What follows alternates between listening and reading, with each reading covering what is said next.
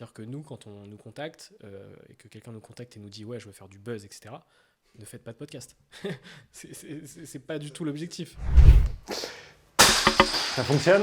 Salut, moi c'est Vincent, le fondateur de First Stage et du coup de Réseau Pointé. Dans ce podcast, on va parler de confiance en soi, de stratégie de communication, d'entrepreneuriat et surtout quels sont les bons tips pour diffuser sur les réseaux sociaux. L'idée, c'est d'éviter d'avoir un zéro pointé et d'être bon sur Réseau Pointé.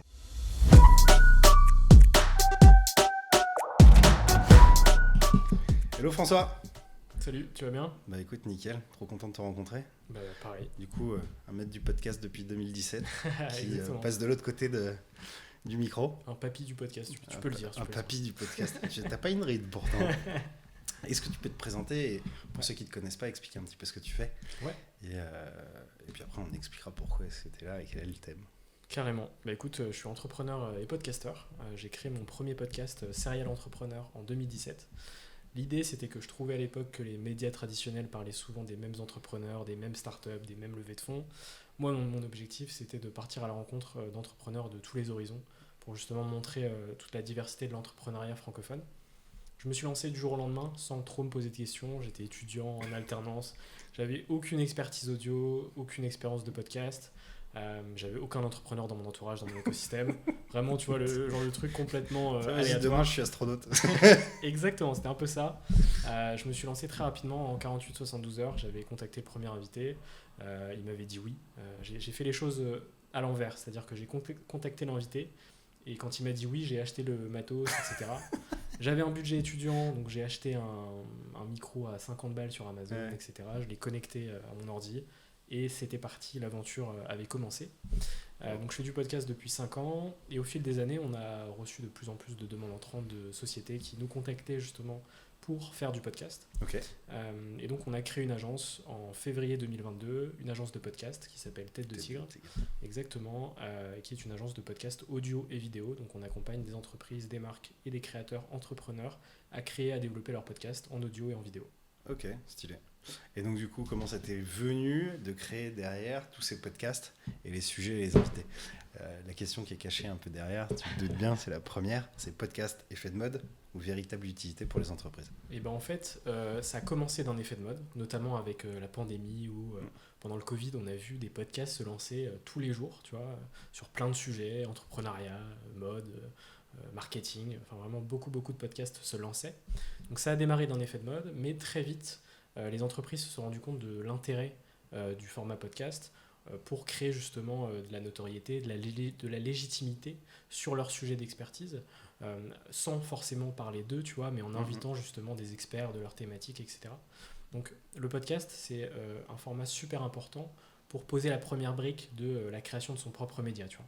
Aujourd'hui, il y a beaucoup d'entreprises qui investissent des milliers d'euros dans des agences RP, dans de relations presse, relations médias, etc. pour passer sur des médias traditionnels, exactement, que tu connais sûrement. On mettra les bandeaux ici. Pas du tout. Et en fait, quand tu crées un podcast, tu commences à créer ton propre média. Et en fait, on ne se rend pas compte de la puissance et de la force de frappe qu'on peut avoir en ayant son propre média, tu vois. Et ça, les entreprises s'en rendent compte au fil des années, tu vois. Et c'est comme ça, en fait, qu'on a créé l'agence parce que, justement, on était contacté par des entreprises de tous les secteurs, en plus, tu vois, vraiment. En plus, ce qui est rigolo, je sais pas si t'as ça, mais moi, j'ai des clients et des prospects qui font « Ah non, on fait pas de podcast parce que ça coûte trop cher. » Et la première réponse que je leur donne, c'est « Mais quand vous mettez de l'argent en ads ou que vous mettez de l'argent dans des RP, en fait, vous n'êtes même pas sûr d'avoir un retour.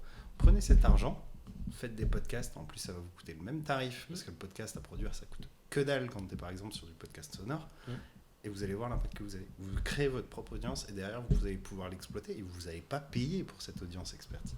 Et là généralement c'est un petit déclic qui se passe. C'est un super argument, c'est clairement, nous à chaque fois on fait le comparatif, ok, vous investissez combien justement en RP, en ads effectivement, tu vois, et demain si vous avez votre propre média, ok, c'est un investissement, c'est un premier coup. Ah, mais ça t'appartient après. Mais effectivement, ça t'appartient et c'est un projet long terme.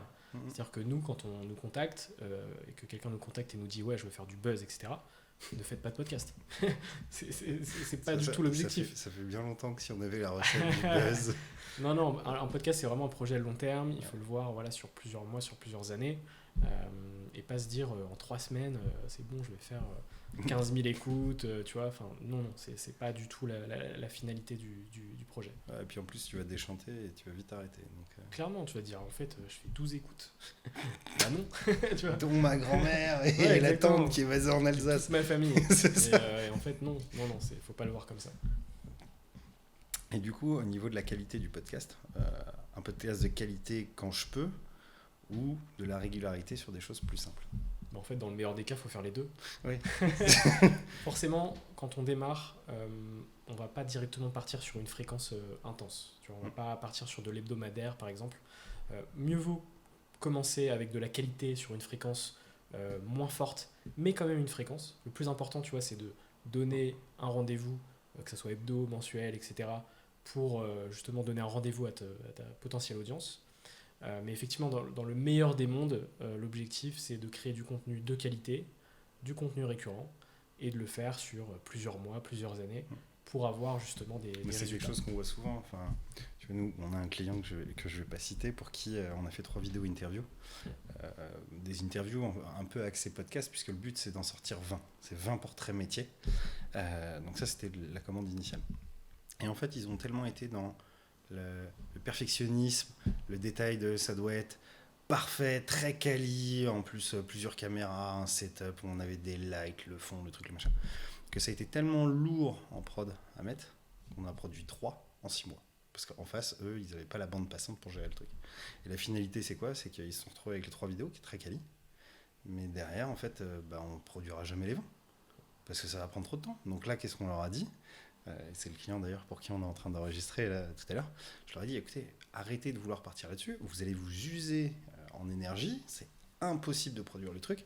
Faites plus simple, puisque de toute façon, ce qu'on veut dans un podcast, c'est la qualité de l'échange et du contenu. La forme, c'est mieux, effectivement, comme tu le dis, mais c'est surtout pas la priorité. La priorité, c'est produire régulièrement avec un contenu de qualité. Si le format, il n'est pas là, c'est pas grave, c'est pas ce qu'on attend dessus. Et on a lancé le truc et ça fit beaucoup mieux, les résultats sont là et ça avance. Donc effectivement, comme tu dis, l'idéal, c'est d'avoir un podcast qui est pro et un sujet de qualité. Mais si on doit prioriser, c'est la fréquence et la qualité du sujet plutôt que la qualité extérieure. Exactement, je suis complètement aligné avec ce que tu as dit. Et du coup, l'idée, c'est vraiment d'avoir un sujet de fond, mais ce sujet de fond, ça prend du temps.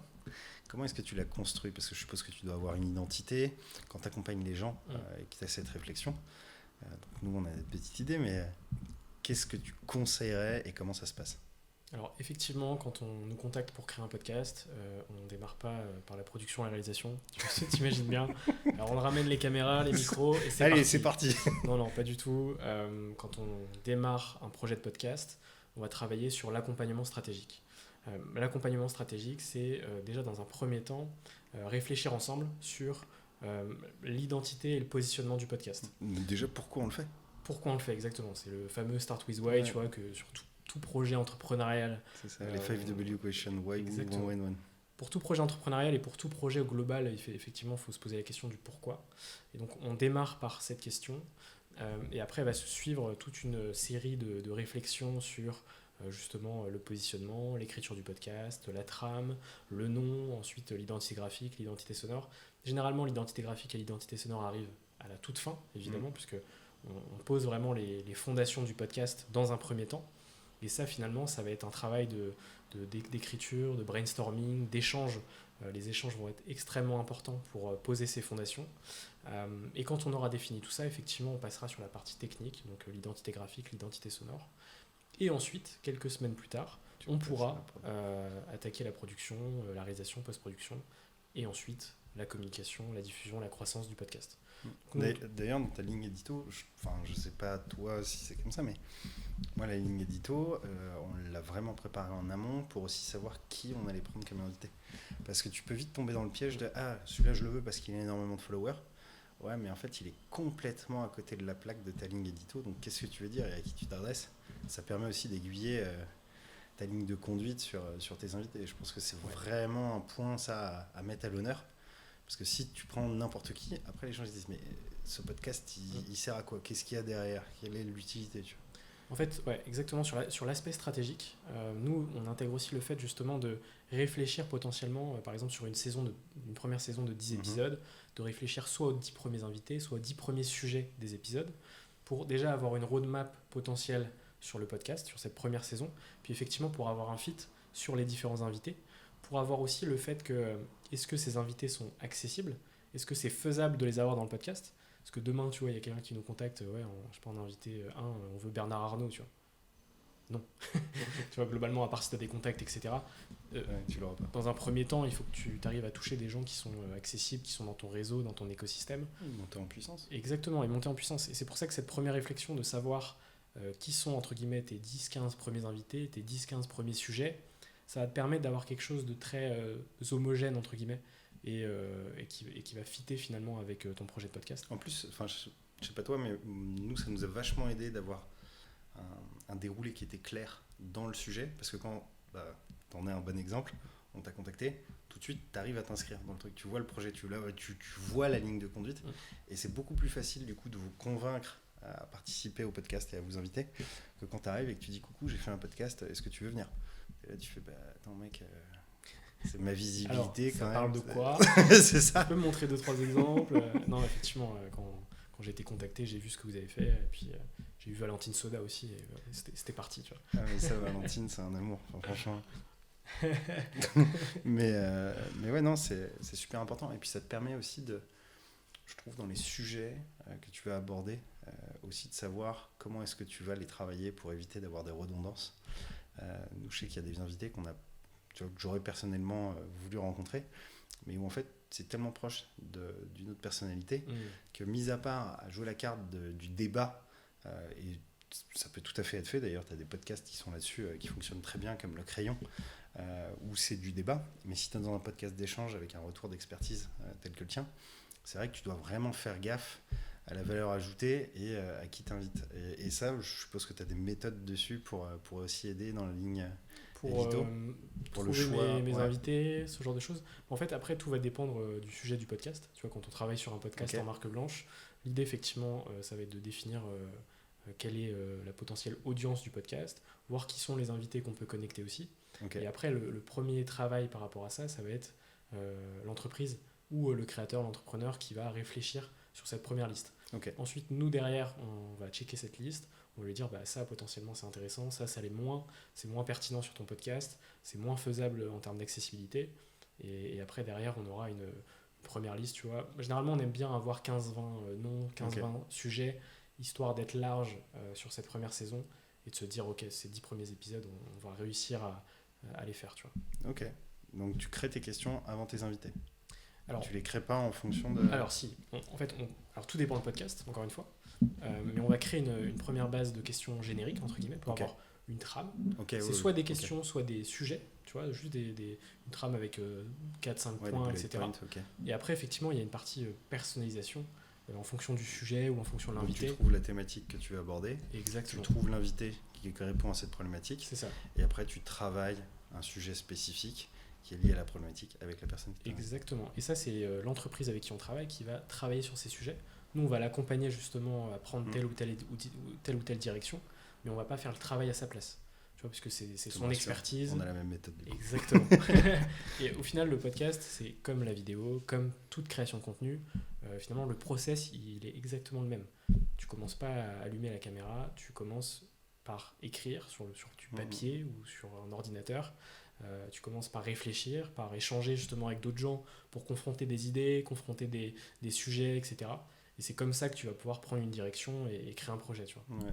Et souvent, c'est vrai que ça nous arrive assez régulièrement, et ça, faut vraiment, s'il vous plaît, arrêter de le faire. C'est faire les choses parce que vos concurrents l'ont fait. Le nombre de fois où je reçois des clients et des demandes de brief, genre en mode, oui, on veut faire une vidéo, on veut faire un podcast, parce que notre concurrent le fait.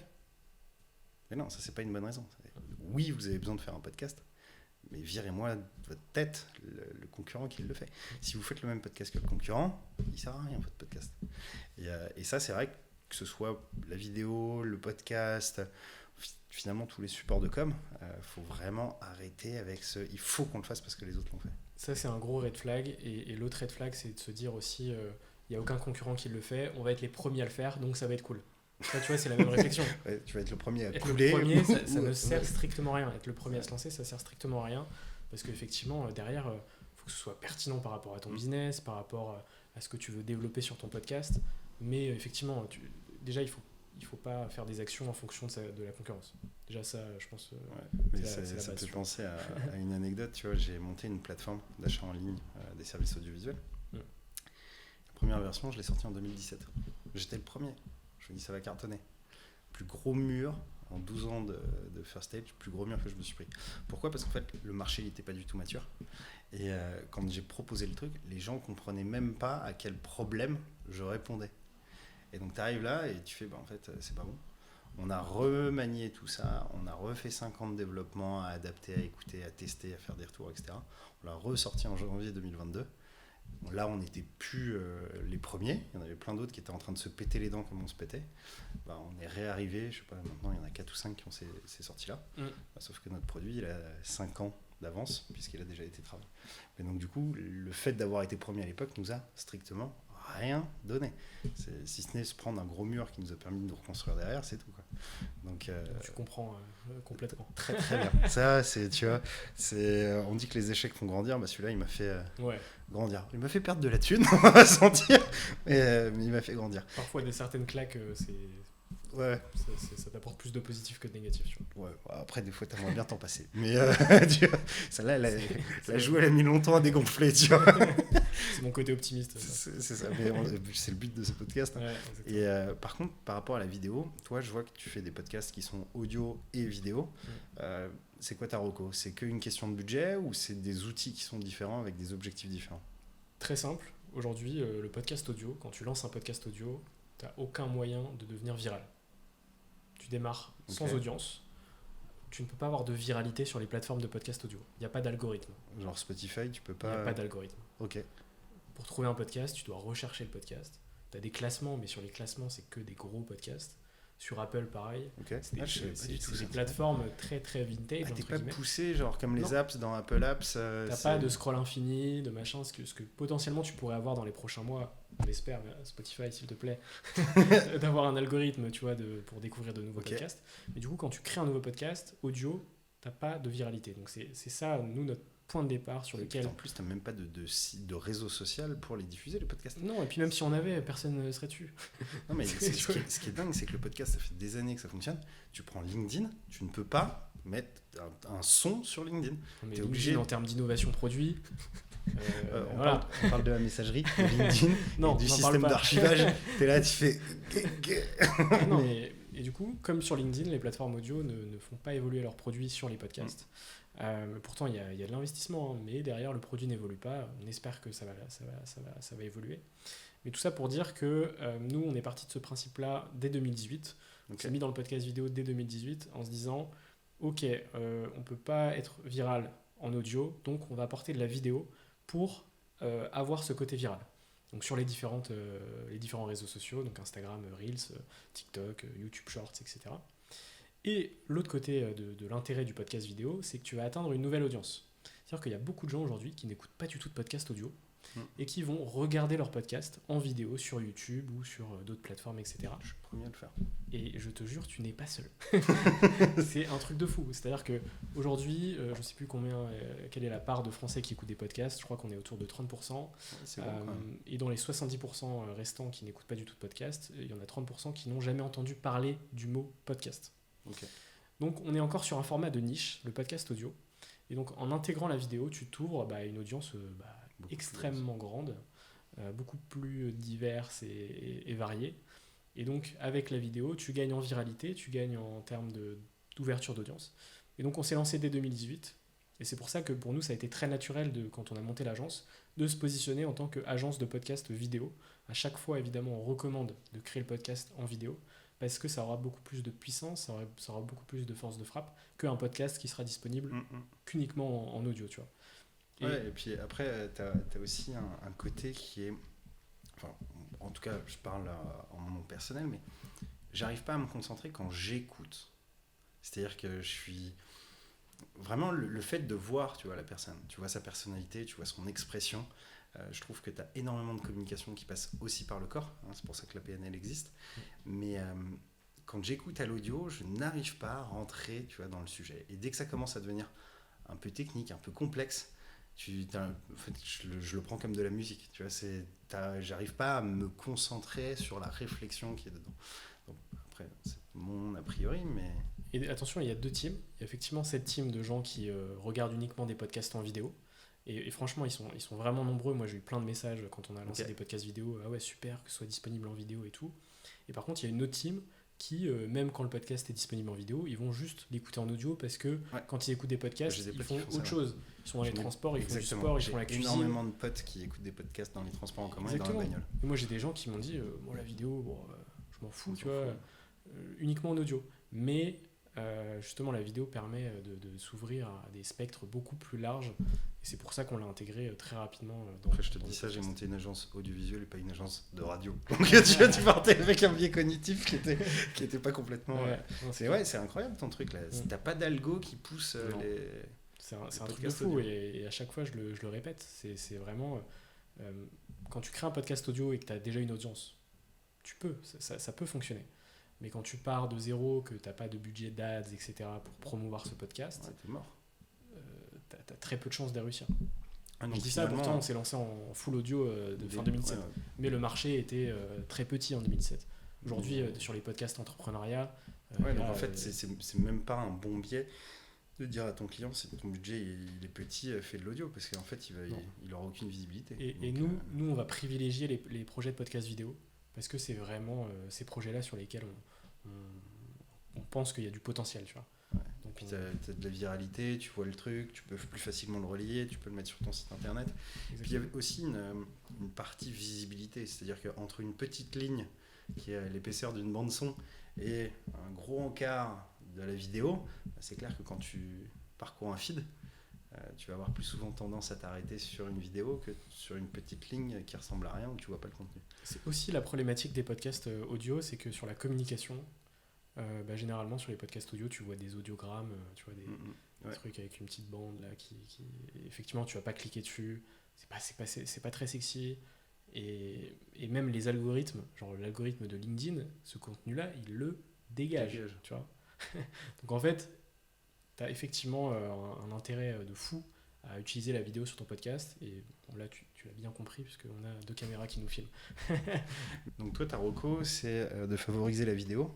Mais pour autant, le conseil que tu donnes, c'est de donner ce podcast vidéo accessible aussi en audio pour ceux qui préfèrent l'avoir en audio plutôt qu'en vidéo. Donc en gros, il y a vraiment les 2 typologies de personnes. Les personnes comme moi qui préfèrent les podcasts vidéo. Mais il y en a aussi une vraie cible qui ne regarde pas les vidéos et qui préfère l'écoute.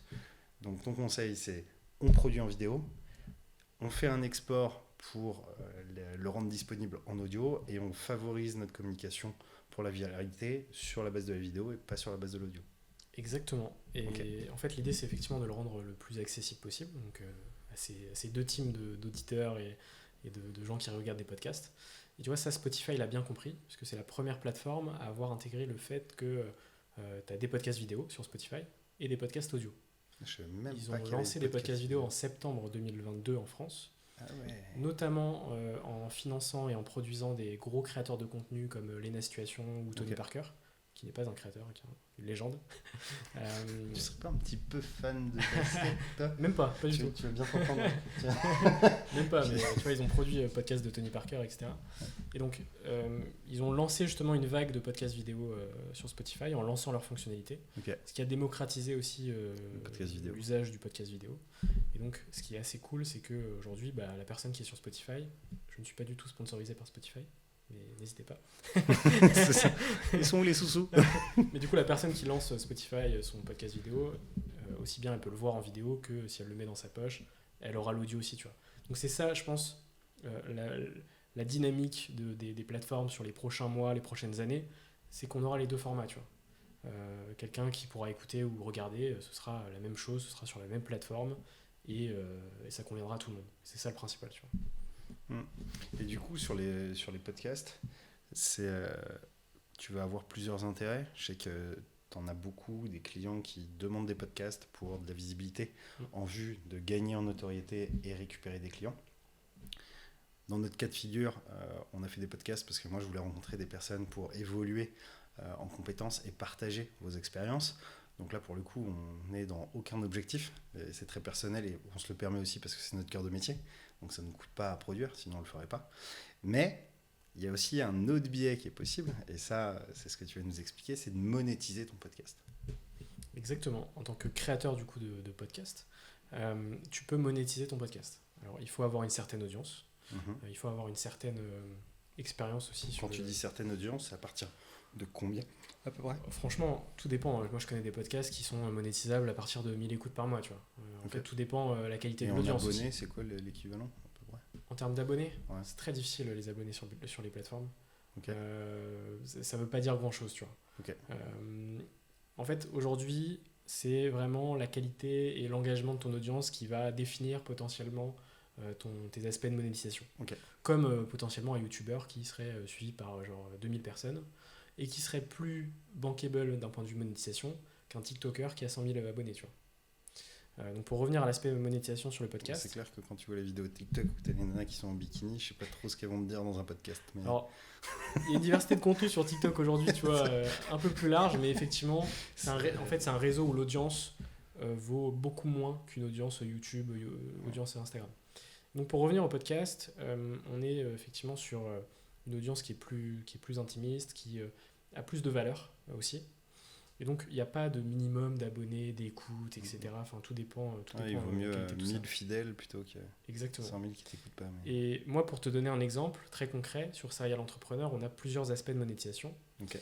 Le premier, c'est qu'on va potentiellement vendre des séries d'épisodes à des acteurs institutionnels type French Tech. Okay. Où en fait, eux, ils vont acheter par exemple 3, 4, 5 épisodes.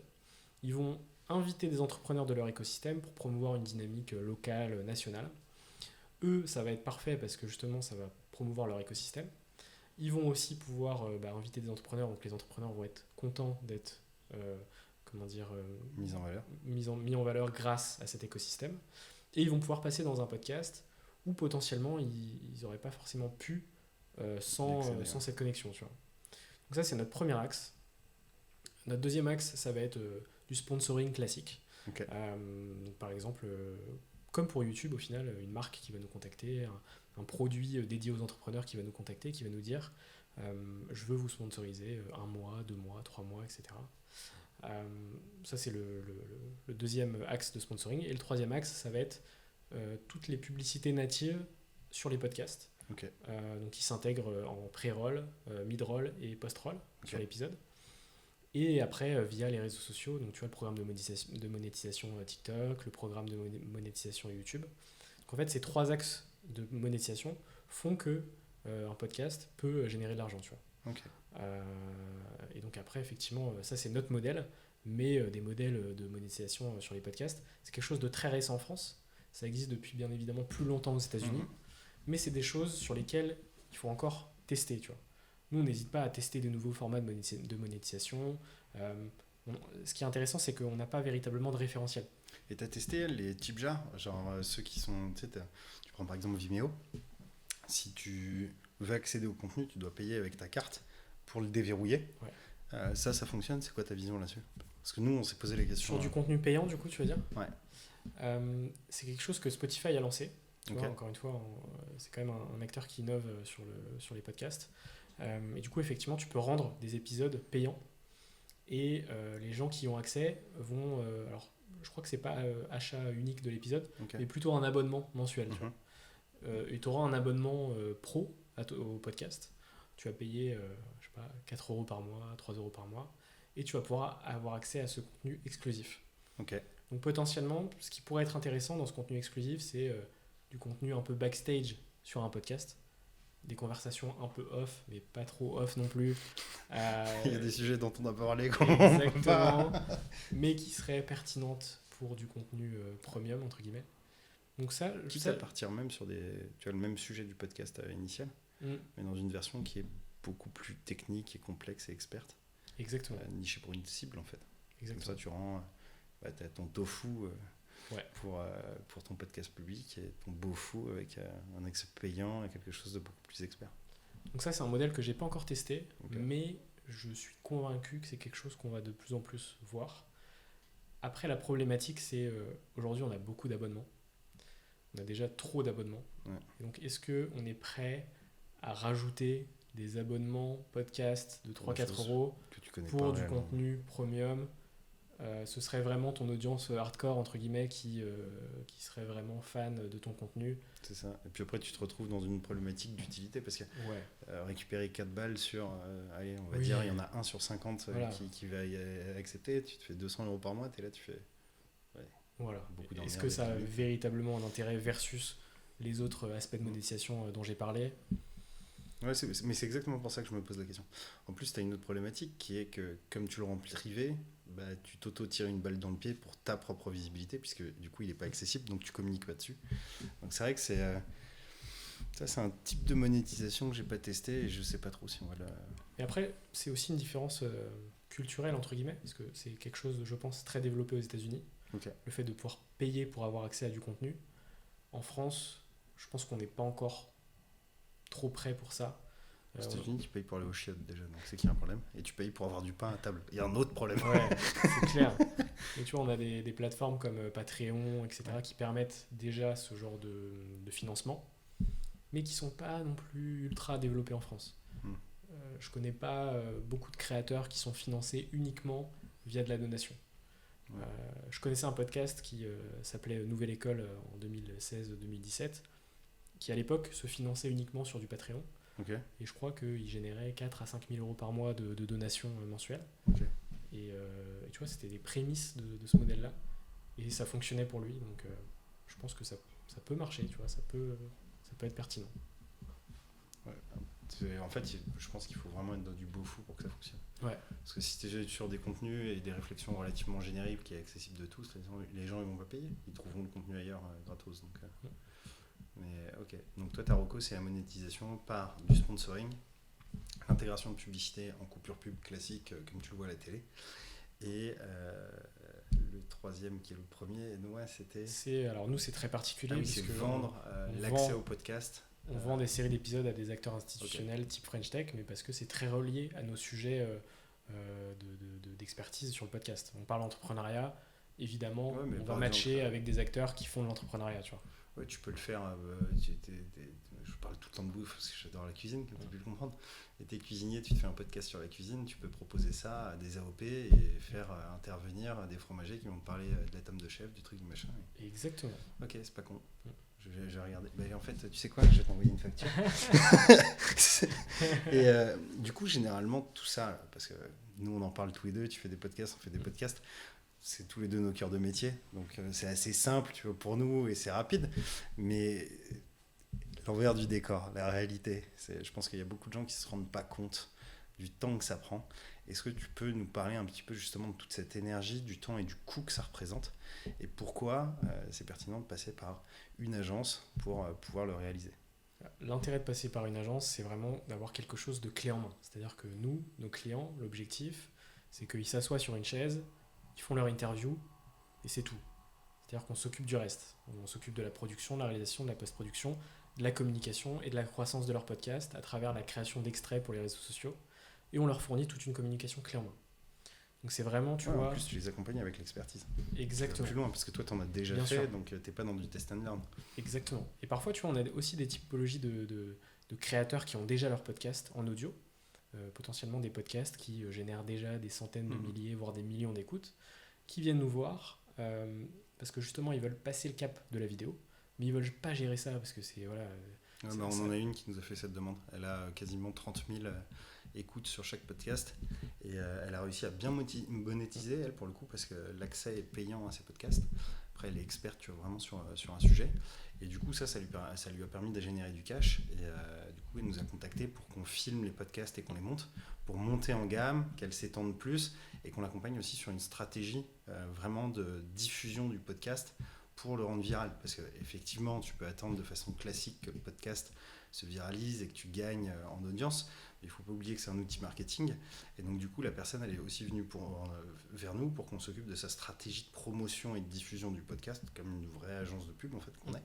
Et du coup, l'objectif, c'est d'aller encore plus loin. Donc, effectivement, on peut même avoir des personnes qui ont déjà des contenus et qu'on peut upgrader. Mais donc, effectivement, sur ces sujets-là, quand il y a une créatrice qui fait plusieurs millions d'écoutes, tu vois, qui nous contacte, on va pas travailler avec elle sur l'aspect stratégique, parce que son métier, elle le connaît très bien. Mais par contre, on va lui apporter tellement sur la partie technique, production et communication, que derrière, elle va être super contente du résultat, tu vois. Donc, évidemment, il y a énormément de taf derrière. C'est un taf de production audiovisuelle, donc tu sais ce que c'est.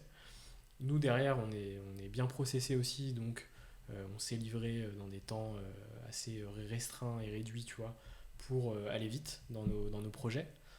Mais effectivement, il y a beaucoup de travail. C'est le fait de pouvoir installer un setup 100% nomade dans n'importe quel lieu, n'importe quel espace, le fait de délivrer une post-production assez rapidement. Et de qualité. Parce que le problème, c'est que c'est un peu casse-gueule dans la mesure où si tu invites des invités très prestigieux et que derrière, tu as un podcast qui n'est pas de qualité, qui ne les met pas en avant, parce que tu as désiré de le faire en interne. Les clients dont je te parle, c'est ce qui s'est passé. Ils ont commencé à faire le premier épisode en interne. Ils se sont rendus compte que c'était une sombre merde et qu'en face, l'invité, il n'était pas super fan du résultat. Donc ils sont venus et ils nous ont sollicité. Et ça, c'est vrai que... J'ai plein d'exemples comme ça. Ouais. Mais bien sûr. Où en fait, effectivement, il y a une croyance aussi sur le prix, de se dire...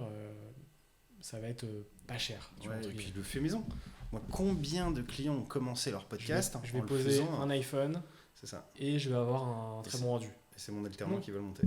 Exactement, pas du tout. Et effectivement, l'invité prestigieux que tu vas avoir, il ne va pas partager ton podcast parce qu'il n'aime pas le rendu, il n'aime pas sa tronche sur la vidéo. Et derrière, ton podcast, il fera 12 vues. Ouais, et puis il y a un truc que tu as dit tout à l'heure, mais ça je crois qu'on l'a dit en off, c'est le 50%, 50%.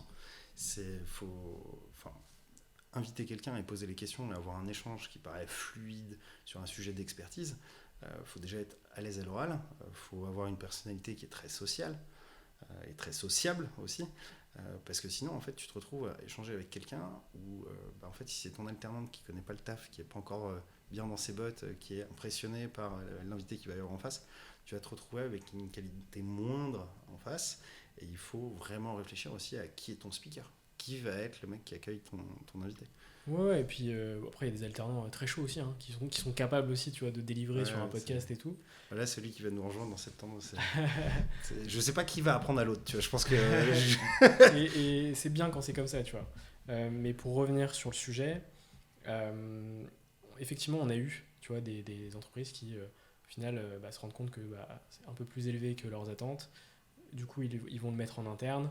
Et en fait, ils se rendent compte qu'en interne, ça ne fonctionne pas. Et donc, ils nous recontactent derrière. C'est le scénario idéal. Et nous, de toute façon, on est confiants sur ce qu'on fait. Et entre guillemets, ça fait partie du jeu aussi. Mais ils vont s'en rendre compte aussi qu'ils se tirent une balle dans le pied en le faisant en interne que d'externaliser. Et c'est tout l'intérêt c'est du journalisme. C'est vraiment... c'est exactement ça. Il faut que tu aies une personne en face qui soit capable de driver la discussion. Il faut arrêter avec la croyance qui est de se dire j'ai écrit des questions donc ça va être bien. Non, en fait, quand tu vas amener à une question, ça se trouve, c'est un peu ce qui se passe là dans notre échange, c'est que tu vas avoir une question qui te fait rebondir sur autre chose, qui te fait penser à autre chose sur laquelle tu veux creuser. Et c'est vrai que ça fait vraiment partie du jeu. Enfin, c'est essentiel d'avoir un bon speaker dans les podcasts. Et toi, tu en places des speakers ou tu le fais pour certains de tes clients ? Alors, je me propose en host sur certains podcasts où le client ne va pas vouloir se mettre en avant, etc. Mais on conseille quand même d'internaliser cette partie pour avoir mettre en avant un collaborateur, personnification du podcast, et c'est quand même plus sympa quand c'est en interne. Mais après on se propose aussi, je me propose sur ces projets-là. On travaille aussi potentiellement avec des journalistes pour les intégrer sur des projets. Et après ça va être le fit aussi avec la personne et le projet. C'est toujours mieux quand on est passionné du sujet. Tu vois, effectivement, je te le disais en off, une interview c'est 50-50. 50% le taf du host sur la préparation du podcast, moi, mon objectif avant chaque interview, c'est de connaître à 200% mon invité et de le driver sur les sujets dont j'ai envie de parler pour justement creuser un maximum sur telle ou telle partie. Tu vois. Ouais. Et je pense que c'est essentiel de mettre en avant la personne que tu invites. Ah, bien sûr. Parce que si elle se sent flattée, elle le diffusera beaucoup plus. Et en plus, ça va faciliter le fait d'avoir d'autres invités. Parce que les autres invités vont se dire, putain, eux, ils mettent en avant les invités, donc moi, je vais y gagner quelque chose. Je viens pas juste pour donner, je vais recevoir aussi. Et ça, c'est important. Mais d'ailleurs, ça me fait penser à un truc auquel j'ai pas du tout, sur lequel j'ai pas rebondi tout à l'heure. Quand on parlait des podcasts payants, tu m'as cité YouTube Reels. Est-ce que tu peux nous en parler? Sur la monétisation, tu veux Ouais. dire? Ah, ok. Très simple. YouTube, c'est le modèle, de monétisation classique. Classique, ouais. Les YouTube Shorts sont monétisables depuis février 2023, donc il y a quelques mois. Est-ce que tu peux définir, pour ceux qui ne connaissent pas, qu'est-ce que c'est et où est-ce que tu le trouves dans YouTube? En fait, sur YouTube, à partir du moment où tu dépasses les 1000 abonnés et les 4000 heures de visionnage, tu rentres dans le programme de monétisation. Quand tu rentres dans ce programme de monétisation, tu es payé au nombre de vues. On est clairement sur des tarifs risibles. Hein. C'est peut-être 10 centimes les 1000. En fait, tout dépend de combien de temps la personne a regardé ton contenu. Okay. C'est-à-dire que par exemple, sur un podcast d'une heure et demie, si la personne regarde 1 heure, bah, ton prix pour 1000 vues, par exemple, va être plus élevé qu'une vidéo de 5 minutes qui va être vue à 100%. Tu vois. Donc, ça va dépendre de tous ces critères. Et après, ça va fonctionner de la même manière que pour un YouTuber classique. Ça va te générer tous les mois, tu vois, une facture de ce que tu vas recevoir sur ton podcast vidéo. Okay. Sur TikTok, c'est exactement la même manière, sauf que sur TikTok, tu peux être monétisable uniquement à partir de 10 000 abonnés. Okay. Et je crois qu'il faut faire 1 million de vues sur les 30 derniers jours, si je dis pas de bêtises. Ouais, c'est plus compliqué sur TikTok. C'est plus complexe. Mais à partir du moment où tu as franchi ce seuil, tu peux être monétisable. Et là, je crois qu'on est sur 1 euro les 1000 vues pour à minima 60 secondes de contenu. Okay. Donc clairement, l'objectif de TikTok, en vrai de vrai, c'est que ça va être très difficile de faire de la monétisation sur TikTok parce que toutes tes vidéos de 60 secondes, elles vont pas rentrer dans l'algorithme pour la plupart. Tu vois, c'est un panorama de la monétisation. En vrai de vrai, je sais même pas si j'ai déjà vu une vidéo de 60 secondes sur TikTok. Ah, franchement, il y en a plein. Surtout sur le game des podcasts, je te garantis qu'il y en a plein. Ouais. Et il y a des créateurs qui font des 15, 20, 30 000 euros par mois. Il y a un podcast que j'aime beaucoup sur TikTok, c'est Le Façonneur. Ça me dit rien. C'est après, c'est très niché, tu vois, culture française, les vieilles valeurs, etc. Mais le mec invite des gars assez incroyables. Et j'étais là, je me suis dit, putain, en fait, c'est vachement long comme contenu pour TikTok. Pourquoi il est pris TikTok? Et ça cartonne. Donc, okay. Mais ouais, mis à part lui, je crois que je vois que des shorts ou des challenges, tu vois, de 15 ou 30 secondes. Mais ouais, du coup, ça va devenir compliqué de se faire monétiser là, avec 60 secondes. Bah forcément, parce que forcément, il y a de plus en plus de créateurs, donc le marché se grossit. Donc là, quand tu parlais de monétisation, c'était plus dans l'aspect de ta création par rapport à l'audience que tu atteins qui va te permettre de gagner des sous, et non pas une monétisation qui est externe d'un acteur que tu fais rentrer sur ton podcast. Là, quand tu dis le YouTube Short, c'est vraiment sur la partie, c'est un programme qui est dédié entre toi et YouTube parce que tu ramènes de l'audience à YouTube et que tu fais fonctionner la machine et ils te payent pour ça. Mais, exactement. Du coup, ça, c'est pas quelque chose que tu peux te mettre tout de suite en tête en te disant, ok, je vais me faire monétiser par YouTube. C'est quand tu y arrives que tu peux y accéder.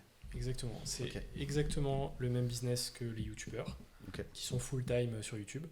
Et tu vois, ça me rappelle les interviews télé qui invitaient les premiers YouTubeurs il y a 10 ans.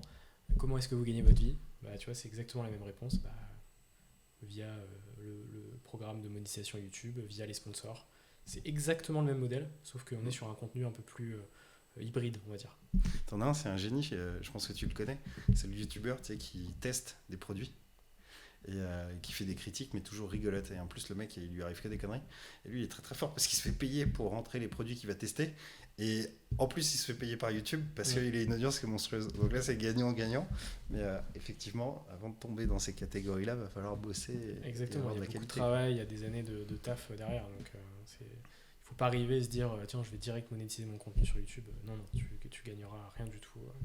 Et toi, tu recommandes quoi, du coup, de les héberger sur YouTube, les podcasts? Alors, les podcasts vidéo, ils vont être déjà sur toutes les plateformes audio, Ok. en vidéo sur Spotify et en vidéo sur YouTube. Vidéo Spotify, ok.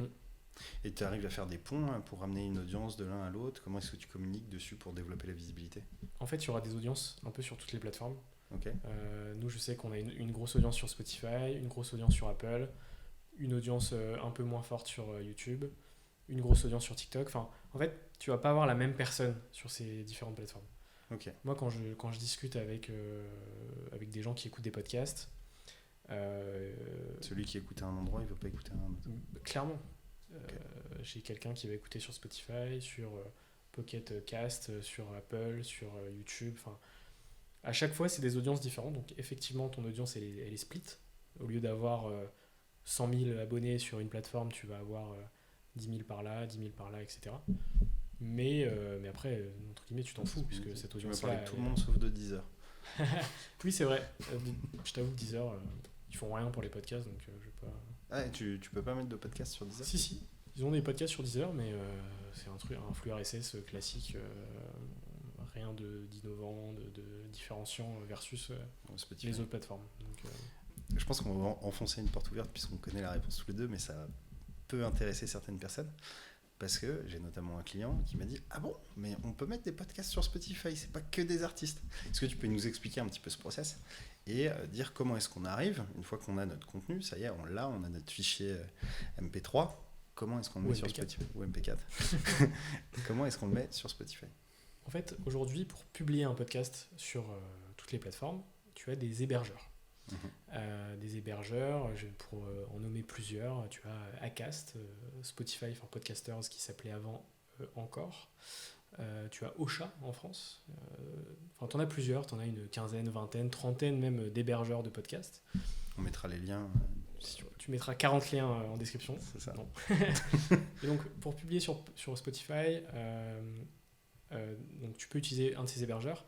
Mais évidemment, si tu passes par Spotify for Podcasters, tu vas pouvoir avoir toutes les fonctionnalités de Spotify et notamment le fait de pouvoir publier un épisode vidéo. Donc si demain tu veux lancer ton podcast vidéo sur Spotify, va sur Spotify for Podcasters.